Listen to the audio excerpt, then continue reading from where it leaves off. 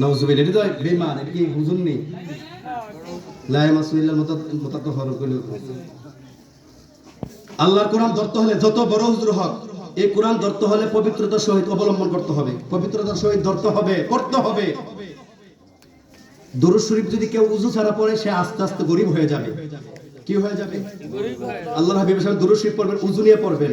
দুরূদ শরীফ পড়তে পড়তে রাতের বেলা ঘুমাই যাবেন, দেখবেন একদিন না একদিন মদিনার কামলিওয়ালা নবী বাঙ্গা করে, সনের ঘরে, ডেরার ঘরে, মাটির ঘরে দেখা দিয়ে দিবে। সুবহানাল্লাহ। আর জোরে কন্না সুবহানাল্লাহ।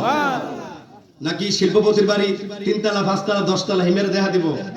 আপনার নবীর প্রেম মহব্বত ভালোবাসা থাকলে আপনার ঘর যদি সনের ঘর হয়, বেড়ার ঘর হয়, মাটির ঘর হয়, আপনার টিন যদি সিরা ভরা হয়, পানি ভরে, ওই ঘরের মধ্যে নবী আসার ক্ষমতা আছে না নাই? থাকতে হবে। দুরূদ শরীফ পড়বেন, একদিন একজন নবীর দিদার নসিব। আর যারা নবীরে দেখে তারা কো না, আর বন্ধ সিরিয়াস দেখছি অতবার, এটা কি? এটা কি? ভালো মানুষ সহজে বলে না। অনেক আশেক সাফাতে ধরলে, ছাতাতে ধরলে ছাড়তাম না হুজুর কদম, যতক্ষণ পর্যন্ত না কইবেন সুবহানাল্লাহ। সুবহানাল্লাহ।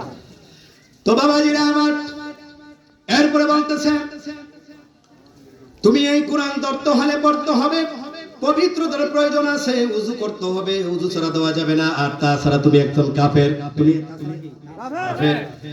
বগ্নিপুত্রের উপরে অত্যাচার করতেছে, মারতেছে।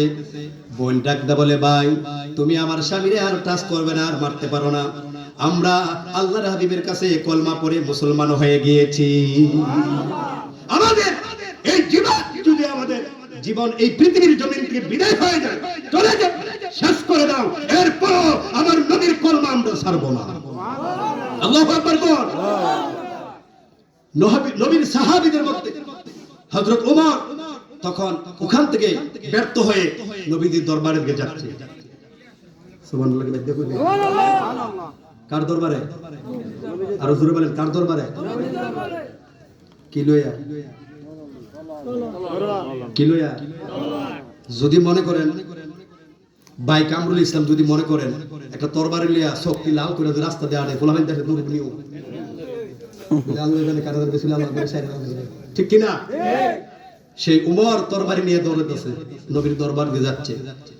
সাইয়্যিদানা আবু বকর সিদ্দিক রাদিয়াল্লাহু তাআলা ডেকে বললেন, ইয়া রাসূলুল্লাহ, ইয়া হাবিবাল্লাহ, নবী গো, উমর আসতেছে, হাতের মধ্যে তরবারি। সুবহানাল্লাহ। উমরের এই বডির ভিতরে কি ইমানের খেলা খেলতেছে আমার নবী দেখে, কি জানে কি জানে না। নবী বলছেন, উমরকে আসতে দাও, কোনো বাধা দিও না। সুবহানাল্লাহ। কোন উমর যেতে যেতে আল্লাহর হাবিবের সামনে চলে গেল। চলে যাওয়ার পরে আস্তে করে তরবারিটা নিজে রেখে নিচের দিকে রেখে দিল, মাথাটা নত করে আল্লাহর হাবিবের হাতের মধ্যে হাত রেখে ডাকদা বললেন, ইয়া রাসূলুল্লাহ, ইয়া হাবিবাল্লাহ, আমি এতদিন পর্যন্ত গুমরাহির মধ্যে ছিলাম। ইয়া রাসূলুল্লাহ, ইয়া হাবিবাল্লাহ, আপনি নবীর চেহারা মোবারক দেখার পরে আমার ভিতরে ঈমান আনার একটা ঢেউ খেলতেছে। সুবহানাল্লাহ। ইয়া রাসূলুল্লাহ, ইয়া হাবিবাল্লাহ, নবী গো, ও মায়ের নবী, দয়ার নবী, আপনার কাছে হাত রেখে আমি এই মুহূর্তে আমি ওমর কলমা পড়ে মুসলমান হতে চাই। আমার নবী হযরতে ওমরকে কলমা পড়ালেন, আর কলমা পড়ে যখন মুসলমান হয়ে গেলেন। সুবহানাল্লাহ। এখন আবু জাহিল্লা পাঠাইছে নবীর গর্দান মানে কাল্লা কাটার জন্য, আর এখন আমার নবীর দরবারে ওমর আয়েশা কল্লা না কাইটা তিনি কলমা পড়া মুসলমান। সুবহানাল্লাহ। কোন আমার নবীর দলের শক্তি কমছে না বাড়ছে? রাস্তা কোন না কমছে না বাড়ছে? এমন বাড়ছে। সেই উমর যখন কলমা পড়েছে আর ঘোষণা করলো, ও মদিনার কাফেরের বাচ্চারা, আল্লাহর হাবিবের উপরে যদি একটু আঘাত করো, আল্লাহর হাবিবের উপরে যদি একটু আঘাত করো, আল্লাহর হাবিবকে যদি একটু কষ্ট দাও, আমি ওমরের তরবারিতে কেউ কোনোদিন বাঁচতে পারবে না। জোরে কোন আল্লাহু আকবার।